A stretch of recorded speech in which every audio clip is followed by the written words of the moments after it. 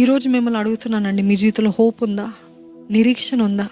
నా దేవుడు ఒక గొప్ప కార్యము చేస్తాడు. ఈ హోప్ లేదు అని అంటే negative patterns will keep repeating. లేదు, నేను రేపు మారుతాను, రేపు జరుగుతుంది, నా బిడ్డ మారుతాడు, నా భర్త మారుతాడు, మా కుటుంబం మరలా కట్టబడుతుంది, మేము చూస్తాము, మేము దేవుని ఆశీర్వాదం చూస్తాము, మేము ఈ కోర్టులో గెలుపు పొందుకుంటాము. ఇవన్నీ హోప్, నిరీక్షణ.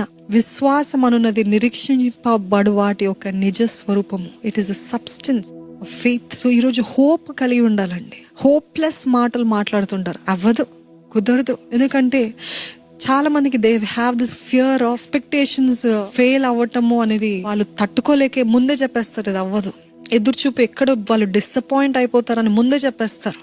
But I want you all to change your vocabulary. మీ మాటలు మారాలి, మీ తలంపులు మారాలి. మీకు చుట్టూ ఉన్న పరిస్థితులు కూడా అవ్వదు అని అనిపిస్తున్నప్పటికీ కూడా మీరు you should not talk negatively. రియాలిటీని చూసి మాట్లాడకండి, విశ్వాసముతో, నిరీక్షణతో మాట్లాడండి.